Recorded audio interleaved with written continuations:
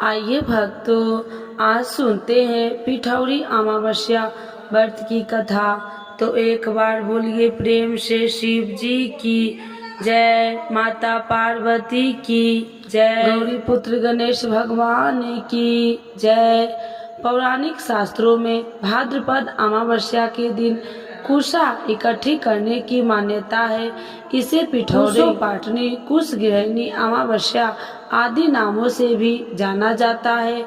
इसी दिन सुहागिनी व्रत रखकर भगवान भोलेनाथ और देवी दुर्गा का पूजन करती है। यह दिन पितरों की तृप्ति, पिंडदान, तर्पण और वंश वृद्धि के लिए अधिक महत्वपूर्ण माना जाता है। अमावस्या की शाम पीपल के पेड़ के नीचे सरसों के तेल का दिया लगाने और पितरों का स्मरण करने और शिव जी और शनि देव की आराधना करने से जीवन में चारों तरफ ही लाभ मिलता है। तो चलिए आइए जानते हैं कथा के बारे में। पिठौरी अमावस्या व्रत की कथा। इस अमावस्या की व्रत कथा के अनुसार बहुत समय पहले की बात है। एक परिवार में 7 भाई थे। सभी का विवाह हो चुका था। सबके छोटे छोटे बच्चे भी थे। परिवार की सलामती के लिए 7 भाइयों की पत्नी पिठौरी अमावस्या का व्रत रखना चाहती थी। लेकिन जब पहले साल बड़े भाई की पत्नी ने व्रत रखा तो उनके बेटे की मृत्यु हो गई। दूसरे साल फिर एक और व्रत की मृत्यु हो गई। 7वें साल भी ऐसा ही हुआ। तब बड़े भाई की पत्नी ने इस बार अपने मृत पुत्रों का शव कहीं छिपा दिया। गांव की कुल देवी माँ पेले रमा उस समय गांव के लोगों की रक्षा के लिए पहरा दे रही थी। उन्होंने जब इस दुखी माँ को देखा तो वजह जाननी चाहिए।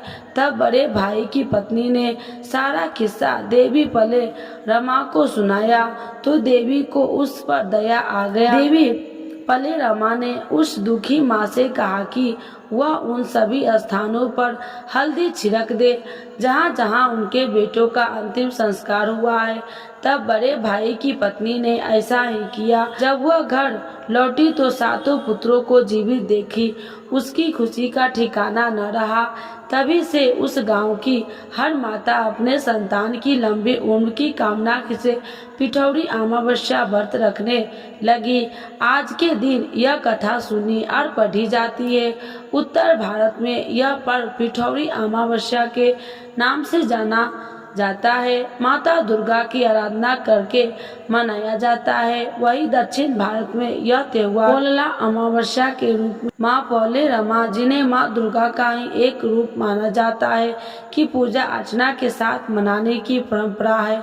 तो एक बार बोलिए प्रेम से भोलेनाथ भगवान की जय, माता पार्वती की जय, गौरी पुत्र गणेश भगवान की जय। आज सुनते हैं सोमवती अमावस्या व्रत कथा। सोमवती अमावस्या पर सुने ये खास कथा, होगी हर मनोकामना पूरी। हिंदू धर्म में सोमवती अमावस्या बेहद खास मानी जाती है। सोमवती अमावस्या 8 अप्रैल यानी आज मनाई जा रही है। सोमवार के दिन पड़ने वाली अमावस्या को सोमवती अमावस्या कहा जाता है। सोमवती अमावस्या का दिन भगवान शिव को समर्पित होता है।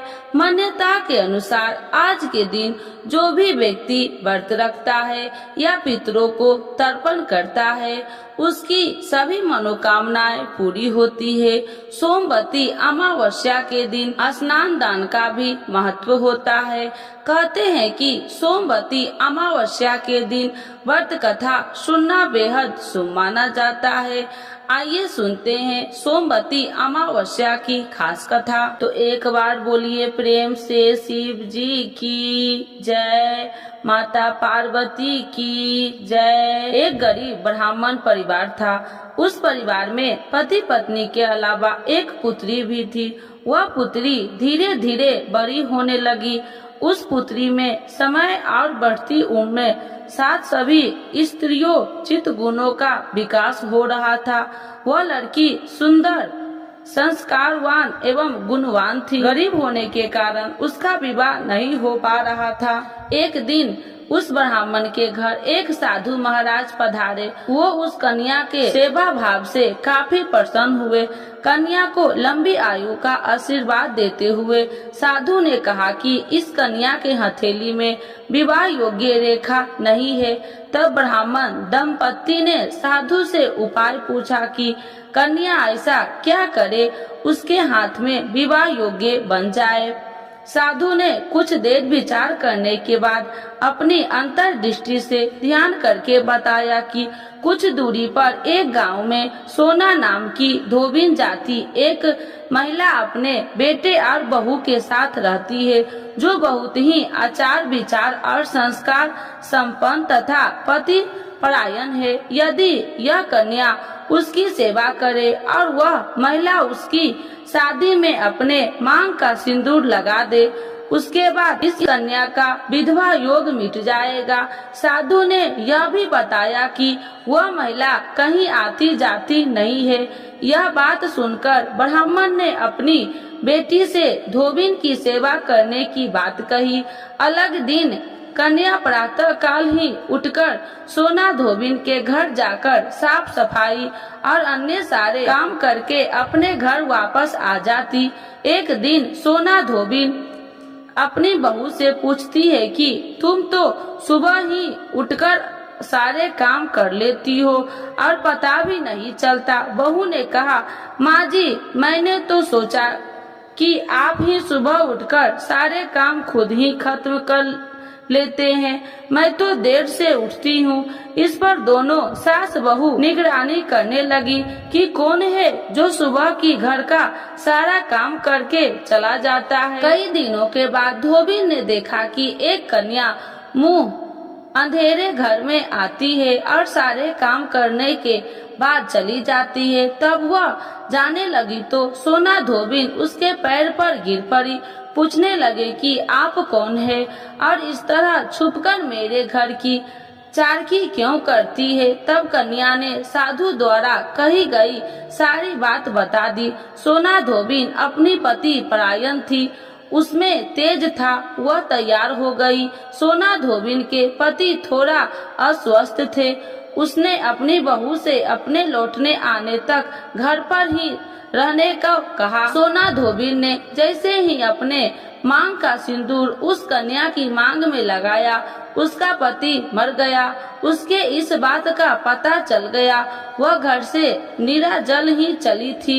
वह सोचकर कि रास्ते में कहीं पीपल का पेड़ मिलेगा तो उसे भबरी देकर और उसकी परिक्रमा करके ही जल ग्रहण करेगी। उस दिन सोमवती अमावस्या थी। ब्राह्मण के घर मिले पकवान की जगह उसने ईंट के टुकड़े से 108 बार भबरी देकर 108 बार पीपल के पेड़ की परिक्रमा की और उसके बाद जल ग्रहण किया। ऐसा करते ही उसके पति ने मुर्दा शरीर में वापस जान आ गई। धोबिन का पति वापस जीवित हो उठा। इसलिए सोमवती अमावस्या के दिन से शुरू करके जो व्यक्ति हर अमावस्या के दिन भबरी देता है, उसके सुख और सौभाग्य में वृद्धि होती है। पीपल के पेड़ में सभी देवी देवताओं का वास होता है, अतः जो व्यक्ति हर अमावस्या को न कर सके वह सोमवार को पड़ने वाली सोमवती अमावस्या के दिन 108 वस्तुओं की भबरी देकर सोना धोबिन और गौरी गणेश का पूजन करता है, उसे अखंड सौभाग्य की प्राप्ति होती है। ऐसी प्रचलित परंपरा है कि पहली सोमवती अमावस्या के दिन दान, पान, हल्दी, सिंदूर और सुपारी की भबरी दी जाती है। इसके बाद की सोमवती अमावस्या को अपने सामर्थ्य के हिसाब से फल, मिठाई, सुहाग सामग्री, खाने की सामग्री इत्यादि का भबरी दी जाती है और फिर भबरी पर चढ़ाया गया सामान किसी सुपात्र ब्राह्मण, ननद या भांजे को दिया जा सकता है। यह ध्यान रखे, यह भबरी का सामान अपने गोत्र या अपने से निम्न गोत्र का दान नहीं देना चाहिए। तो एक बार बोलिए प्रेम से शिव जी की जय, माता पार्वती की जय की आरती। जय शिव ओमकारा स्वामी जय शिव ओमकारा, ब्रह्मा विष्णु सदा शिव अर्धांगी धारा। ओम जय शिव ओमकारा, एकानन चतुरानन पंचानन राजे, स्वामी पंचानन राजे। हंसासन गरुड़ासन विषवाहन साजे। ओम जय शिव ओमकारा, दो भुज चार चतुर्भुज, दस भुज अति सोहे, स्वामी दस भुज अति सोहे। त्रिगुण रूप निरखिते, तिरुवन जन मोहे।